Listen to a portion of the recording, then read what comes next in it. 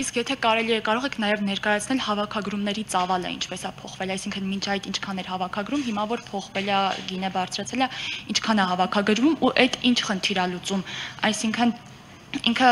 էլի վերադառնում են բեռնաթափման խնդիրալուծում, թե բյուջեն լցնելու խնդիրալուծում։ Տեսեք, իրականում հասարակական տրանսպորտի հետ կապված ցանկացած փոփոխություն, որը իրականացնում է Երևանի քաղաքապետարանը, դա միտված է նրան, որպեսզի հավելյալ հավաքագրումների միջոցով նաև տրանսպորտային ցանցի բարելավում իրականացվի եւ այդ առումով ես կարծում եմ, որ մենք այստեղ հիմա եկել ենք եւ բախվել ենք մի հատ շատ լուրջ խնդրի առաջ, որի մասին ես հիմա կխոսեմ, որտեղ ես նախատեսել եմ այդ մասին խոսել, բայց քանի որ դուք եք հարցը բարձրաձայնում, փորձեմ այդ կոնտեքստով խոսել, էլի։ Մենք ինչ ունեցանք, երբ որ տոմսային փաթեթները ներդրվեց Երևանի քաղաքապետարանի կողմից, այսինքն քաղաքանին ընդունեց այդ որոշումը, մենք փետրվար ամսից մեր ընդդիմադիր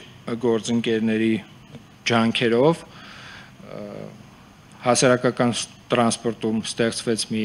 անհասկանալի եւ ինչ-որ չափով նաեւ անկառավարելի վիճակ,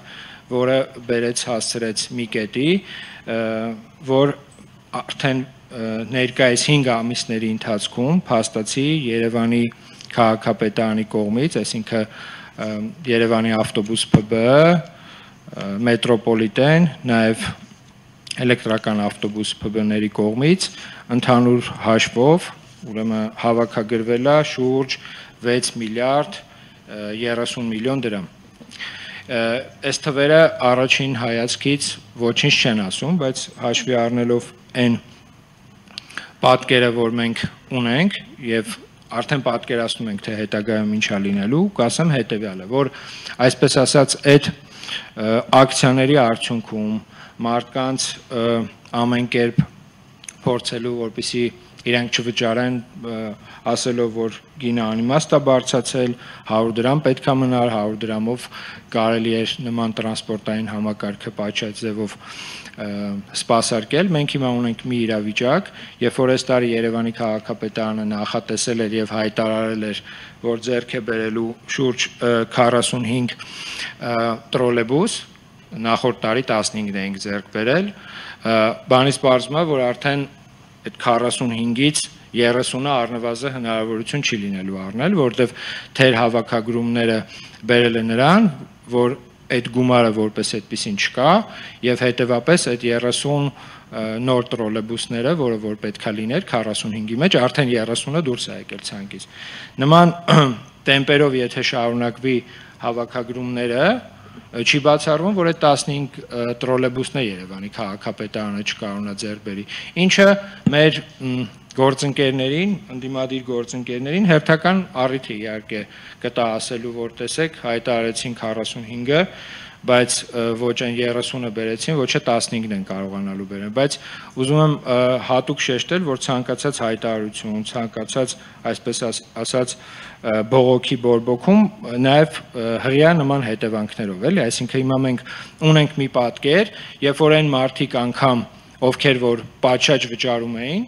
տեսնելով, որ չկա համապատասխան հսկողություն, կարելի ասել մնացած չվճարողների նման, իսկ այդ չվճարողները հիմնականում, այսպես ասեմ, էլի, դրանց մեջ գուցե եւ կան մարդիկ, ովքեր որ դեմ էին ի սկզբանե առասարակես փոփոխություններին, բայց կան նաեւ մարդիկ, ովքեր որ այդ իրավիճակից օգտվում են եւ կատեգորիկ չեն վճարում, էլի, իսկ այդ չվճարումները բերել է, այսպես ասած, բյուջեի տեսանկյունից որոշակի խնդիրների եւ Երևանի քաղաքապետարանը չի պատրաստվում, էլի, այլ ոլորտից, պայմանական հանրակրթության ոլորտից գումար պայմանական կտրի եւ ներդնի հասարակական տրանսպորտի մեջ, այսինքն այն բոլոր չվճարումները, որ կատարվում են հասարակական տրանսպորտում, դա բերելու են նրան, որ նոր շարժակազմերը էլ ավելի ուշ են Երևանի քաղաքապետարանի կողմից ձեռք բերվելու եւ այն խնդիրները, որ առաջանում են հասարակական տրանսպորտում, գուցե ավելի դժվար Երևանի քաղաքապետարանի կողմից դրանք կարգավորվեն։ Խոսքը վերաբերվում է հիմնականում բնականաբար շարժակազմներին, բայց սրա մասին ավելի լավ է խոսել, իրավիճակը ներկայացնել, քան հետո տարբեր մեղադրանքների արձագանքել։ Հիմա նաև դուք տեղյակ եք, որ Երևանի քաղաքապետարանը նախաձեռնել էր հասարակական տրանսպորտում չվճարողների համար տուգանք սահմանել, դա շարունակում է մնալ մեր օրակարգում, սակայն ամբողջությամբ գտնվում է ազգային ժողովի տիրույթում, քանի որ այդ որոշումը իրենք պետք է իրականացնեն, բայց եւս մեկ անգամ արձագանքելով նաև կարմիր գծերի